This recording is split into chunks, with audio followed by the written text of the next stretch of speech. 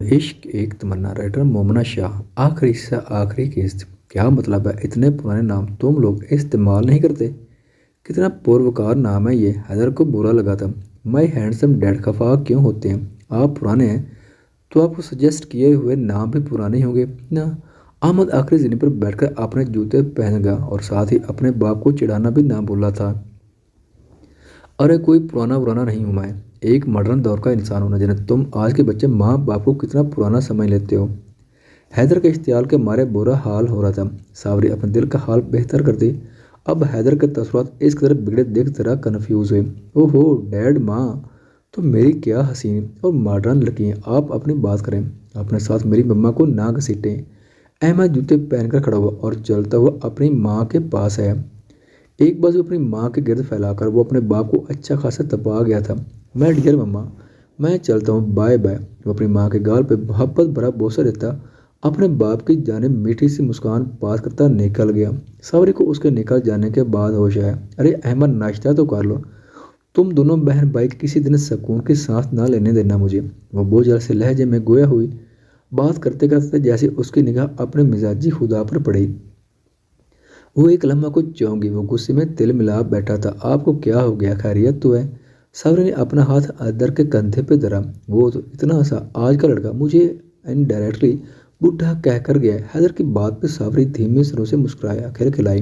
हैदर, जब बच्चे जवान हो जाए ना तो अपने माँ बाप बूढ़े ही हो जाते हैं। सावरी ने ये बात खिलखिलाते हुए सुर्ख रंगत समेत मुकम्मल की। मुझे बूढ़ा नहीं होना यार, उसने दुहाई दी। आप बूढ़े हो चुके हैं, शावर ने सीरियस सी शक्ल बनाकर कहा। तुम मुझे बूढ़ा कह रही हो? हैदर का लहजा धमकी आमेज। नहीं, मैं आपको बूढ़ा नहीं कह रही। मैं ये कह रही हूँ कि आप बूढ़े हो चुके हैं। सावरी ने लब दबा कर कहा। वो ये कहती ही भागी थी क्योंकि उसे पता था अब क्या होना था। हैदर भी उसके पीछे ही लपका था। सावरी भागते भागते पूरे घर में हैदर की दौड़ लगवा चुकी थी। हैदर का सांस फूलने लगा था। सावरी खुद थक चुकी थी मगर उसके हाथों इतनी आसानी से पकड़े नहीं जाना चाहती थी। सावरी भागते भागते जीने चढ़ी और अपने रूम का दरवाज़ा खोल अंदर जाते ही दरवाज़ा लॉक करना चाहा मगर हैदर पहले ही अपना पैर दरमियान में उड़ा गया। सवरी ने पकड़े जाने के खौफ से हल्की से चीख मारी और भागती हुई वॉशरूम में घुसने ही लगी थी कि हैदर ने उसकी कलाई थाम कर उसका रुख अपनी जाने मुड़ा। उसका दाएं हाथ उसकी कमर तक ले जाकर वो उसे हल्का सा झटका देता अपने सीने से लगा गया था। भागने के बाद दोनों की सांसें अथल पथल हो रही थी। उसकी सांसें कुछ बहाल हुई तो हैदर ने एब्रो झुकाकर उसे तका। सावरी ने भी जवाबन एब्रो झुकाए। मेरी नकल उतार रही हो? हैदर ने उसे मसनूफी घूरा। हाँ तो उतार रही हूँ। इतरा कर क्या गया, कहा गया। तो मुझे इतने हैंडसम लड़के को कॉपी कर रही हो? ये बहुत बड़ी सज़ा है। तो फिर तुम्हें सज़ा का जुर्माना भी भरना पड़ेगा। हैदर ने उसकी आंखों में झांकते शरीर अंदाज में कहा। ओह ओके, तो फिर जुर्माना क्या भरना पड़ेगा मुझे? वो उसकी गर्दन के गिर्द बाजू बांध कर मुस्तफसर हुई। मुझ बड़ी गलती की है तो सज़ा तो बड़ी मिलेगी ना। उसके नाक पर चमकते मोती को अपने लबों से हल्का सा छेड़कर गोया हुआ। तो तुम्हारी सज़ा ये है कि जब तक मैं वापस इस्लामाबाद चला नहीं जाता तब तक तुम मुझे हर रात किसी दुल्हन की तरह सजी हुई यहाँ मेरी से सजाए मिलो। हैदर की बात पे उसके रुखसार दहक उठे। हया के मारे उसके लब कुछ कहने की चाह में फड़फड़ाए और फिर उसने अपने लबों को दांतों तले कुचला। देखे हैदर साहब, अब आप ये ऐसी हरकतें और फरमाइशें कुछ बचती नहीं।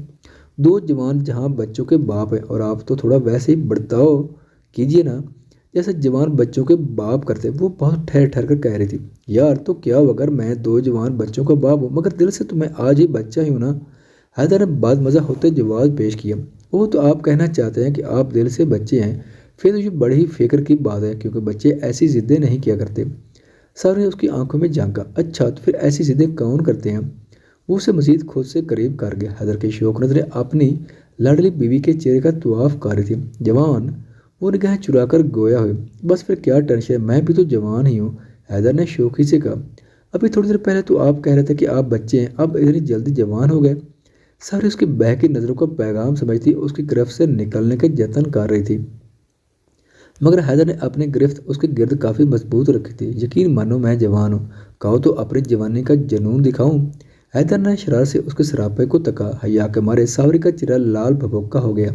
हैदर ओके, अब मजाक खत्म, मुझे काम करना है, पीछे हटे। सावरी दहकते चेहरे समेत धीमी शर्मीली मुस्कान लिए गोया हुई। मैं भी तो यही कह रहा हूँ जाने मन, کہ اب مذاق ختم، اب ذرا سیریس ہو جاتے ہیں۔ حیدر نے کہتے ساتھ ہی اسے مزید قریب کیا، اسے گلابی شرمیلی مسکان سے سجے لبوں کو مخمور نگاہوں سے تکتے وہ دھیرے سے اس کی ٹھوڑی پہ اپنے لب دھر گیا۔ حیدر پلیز، ساوری نے اسے روکنا چاہا مگر ناممکن، وہ آج بھی اس معاملے میں بڑا ہی کوٹ گھرس تھا۔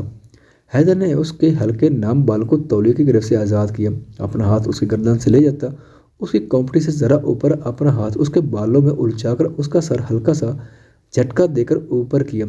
ساوری کی پلکیں ہمیشہ کی طرح آج بھی حیا کے بوجھ تلے جھک گئیں۔ حیدر کی سانسیں اسے اپنے چہرے پہ پڑتی محسوس ہوئیں تو اسے اپنا آپ جھلستا محسوس ہوا۔ حیدر نے اس کی سانسوں کو اپنی سانسوں میں قید کر لیا۔ کئی ماہ بعد ایک دوسرے کے اس قدر قریب آ کر وہ دونوں بے قابو ہونے لگے تھے۔ حیدر کے لمس میں ایک جنون تھا جو سمٹنے کو تیار نہ تھا۔ حیدر کے ہاتھ اس کے جسم پہ بڑے ہی بے باک انداز میں گردش کر رہے تھے۔ حیدر نے اس کی سانسوں کو آزاد کیا۔ ساوری، اگر تم نہ آتی میری زندگی میں میرا کیا ہوتا؟ حیدر اس کے بھیگے لبوں کو دیکھتا بے خودی سے گویا ہوا۔ اور میں سوچتی ہوں اگر آپ نہ آتے تو میرا کیا ہوتا؟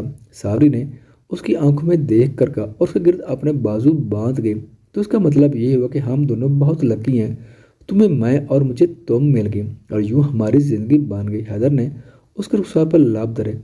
ساوری تمانیت سے اس کی باہوں میں آنکھیں موند گئی۔ شعلہ ابھی تک بستر سے نہیں نکلی تھی، عالم اب سے جانے کے لیے تیار ہو رہا تھا، ساتھ ساتھ وہ منان کو بھی تیار کر رہا تھا، اسے بھی اسکول جانا تھا۔ باقی چاروں تو اپنی تیاری خود کر لیا کرتے تھے، بس منان کو تھوڑا تیار کروانا پڑتا تھا۔ شعلہ کی آنکھیں اس وقت ویران سی تھی۔ عالم اپنی ٹائی کی ناٹ باندھتا اس کا بھی آئینے سے جائزہ لے رہا تھا۔ منان اپنی ٹی شرٹ پہن کر بٹن بند کر رہا تھا۔ عالم نے نیچے بیٹھ کر اس کے ہاتھ ہٹائے اور خود اس کی شرٹ کے بٹن بند کرنے لگا۔ کالر کھڑے کر کے اسے ٹائی باندھ کر دی اور پھر اس کے بال بنائے۔ چلو اب نیچے جاؤ، ناشتہ کرو، عالم نے اس کے گال چھو کر کہا۔ ڈیڈ، مما کو کیا ہوا ہے؟ منان اپنی ماں کو اتنا اداس دیکھ اپنے باپ سے مستفسر ہوا۔ کچھ نہیں ہوا، بس سر میں درد ہو رہا ہے۔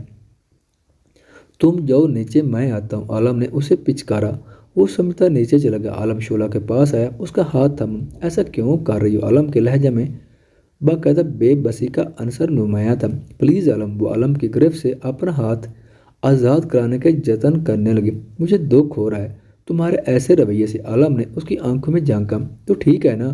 نہیں کرا رہی ایبارٹ، اب جان چھوڑو میری، وہ خفگی سے کہتی اپنی آنکھوں پہ بازو دھر گئی۔ شعلہ، ٹھیک ہے، میں اس بات کے لیے تمہارا شکر گزار ہوں کہ تم کم از کم ایبرشن کی ضد تو چھوڑ کر پیچھے ہٹے، مگر میں تمہیں ایسے بھی نہیں دیکھ سکتا یار۔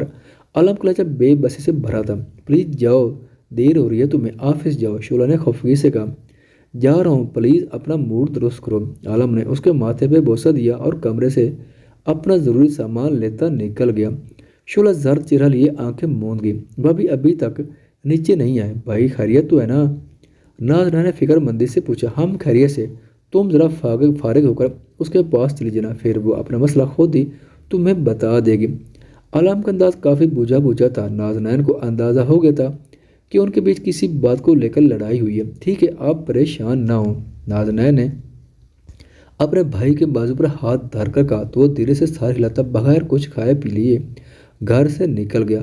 کافی سالوں سے ناظرین نوٹ کرتی آ رہی تھی کہ جب بھی عالم اور شعلہ کے بیچ کسی بات کو لے کر ناراضگی ہو جاتی تو ایسا ہی ہوتا، وہ ناشتہ بھی نہ کر کے جاتا، جس وجہ سے ناظرین کے دل بہت دکھتا۔ مگر خیر، شعلہ کی ناراضگی کی وجہ جاننا اس وقت بہت ضروری تھا۔ وہ بچوں کو اسکول کالج بھیج کر 9 بجے تک اوپر شعلہ کے کمرے میں آئے تو شعلہ جاگی ہوئی تھی، مگر اس کا چہرہ بےحد بوجھا بوجھا سا تھا۔ ناظرین چلتی ہوئی اس کے پاس ہے۔ گڈ مارننگ بھابی، آپ نیچے نہیں آئیں؟ ناظرین نے خود کو بالکل انجان ظاہر کیا، جیسے اسے ان دونوں کی ناراضگی کے حوالے سے کوئی علم ہی نہیں۔ گڈ مارننگ، بس طبیعت کافی بوجھل ہو رہی تھی اس لیے نیچے نہیں آئے۔ شعلہ کوہنیوں پہ زور ڈال کر اٹھ بیٹھی۔ خیریت؟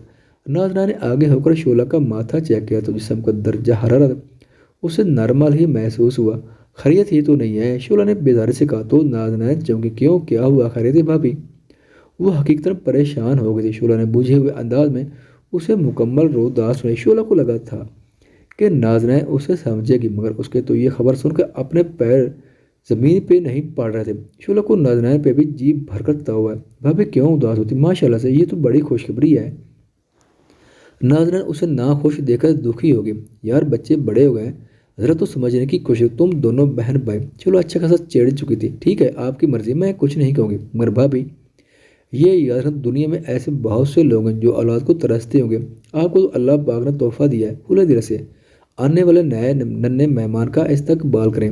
نازنین کی بات پہ شعلہ نے اسے ایک نظر دیکھا اور لاجواب ہو گئی، سچ ہی تو کہہ رہی تھی وہ، مگر یہ دل اور سماج تھا کسی کچھ ماننے ہی نہ دے رہا تھا۔ اسے ڈر تھا کہیں اس کے بیٹوں کا لوگ مذاق نہ بنائیں، بس یہی ڈر اسے سکون کی سانس نہیں لینے دے رہا تھا۔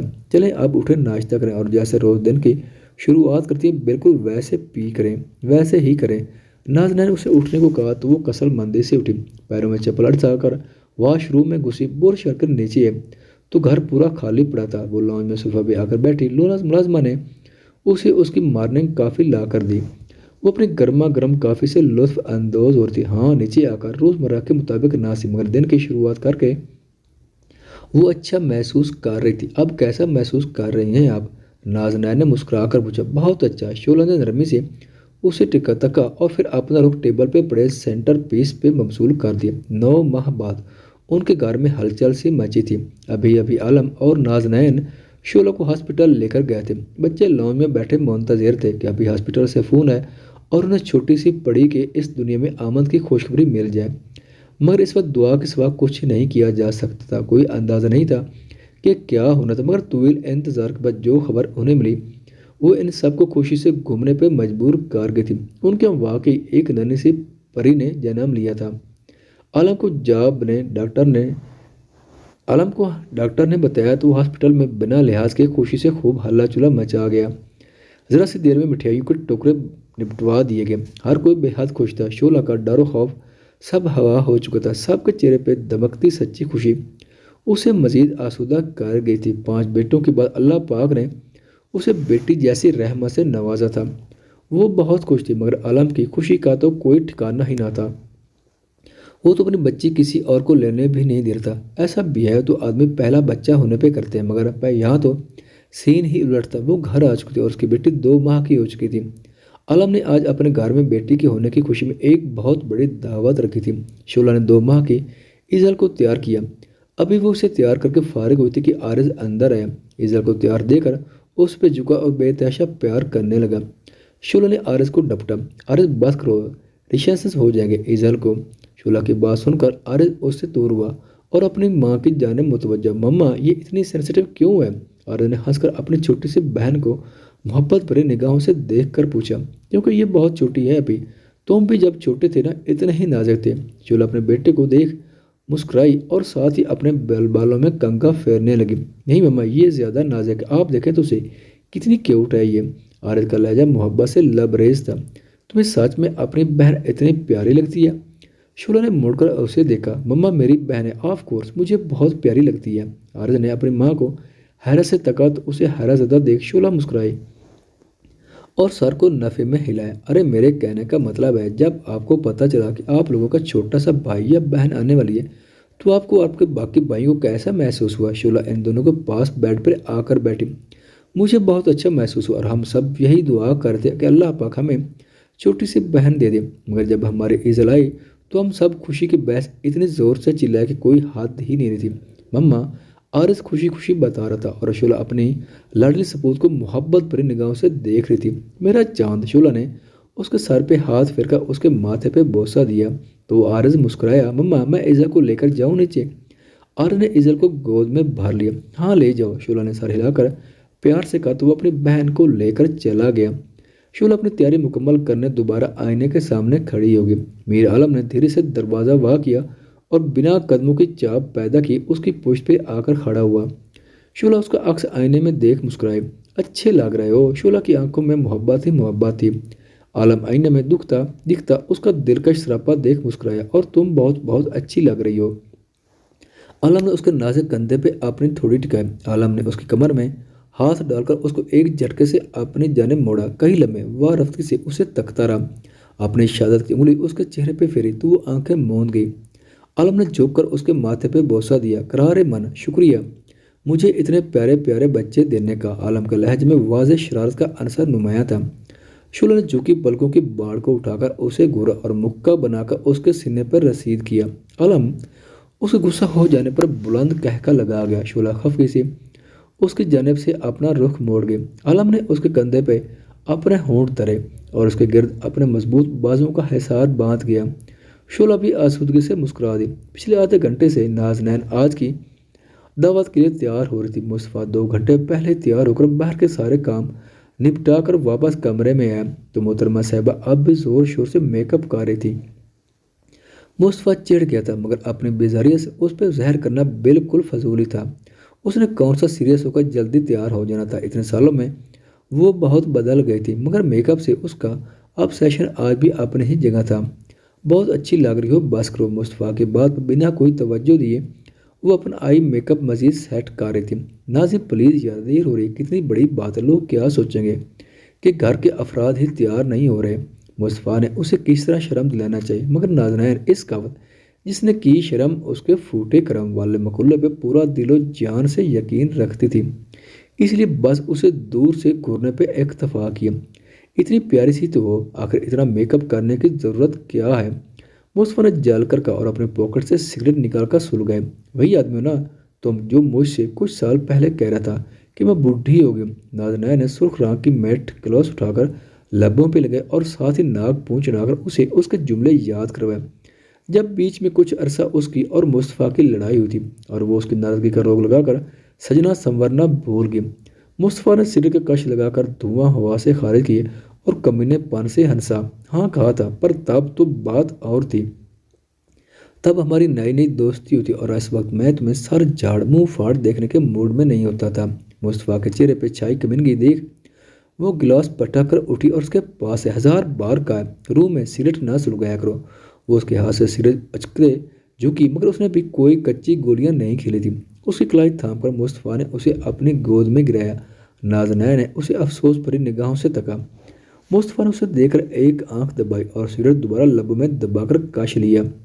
دھوئیں کا مرغلہ بنا کر نازنین کے چہرے پہ چھوڑا تھا۔ وہ اس کے کندھے پہ تھپڑ مارتی اٹھی۔ دھوئیں کے باعث اسے کھانسی شروع ہو گئی تھی۔ مصطفیٰ سگریٹ ایش ٹرے میں مسل کر اٹھا۔ اچھی لگ رہی ہو میری زہرہ جبیں۔ مصطفیٰ نے دھیرے سے جھک کر اس کے رخسار پر بوسہ دیا۔ بکواس نہ کرو۔ وہ خفا ہو گئی تھی۔ مصطفیٰ دلکشی سے مسکرایا، اپنی مضبوط ہتھیلی اس کی جانب پھیلائے تو نازنین نے نفی میں سر ہلاتے خفگی سے اس کی ہتھیلی پہ اپنا نازک ہاتھ دھر دیا۔ دونوں ایک دوسرے کی آنکھوں میں دیکھ محبت سے مسکرائے اور ایک ساتھ قدم اٹھاتے شام کی دعوت کا حصہ بننے چلے گئے۔ ان کے کمرے کی کھڑکی سے دکھتا چاند بھی ان کی اس بے لوث محبت کو دیکھ مسکرایا تھا۔ باہر دعوت عروج پہ تھی، چہار سو پھیلی کھلکھلاٹیں، کھانے کی خوشبو، بھاگتے دوڑتے بچے اور دسمبر کی خنک شام، سب بے حد حسین تھا۔ اور آج جو چیز آج کی محفل کو حسین بنا رہی تھی وہ ان کی لازوال محبتیں تھیں۔ خواتین و حضرات، ویڈیو دیکھنے کا شکریہ۔ اگر ویڈیو پسند آئے تو چینل کو سبسکرائب کریں اور ساتھ ہی بیل کے آئیکن کو لازمی پریس کریں تاکہ آپ کو آنے والی ویڈیوز کے اپڈیٹ سب سے پہلے مل سکیں۔ خدا حافظ۔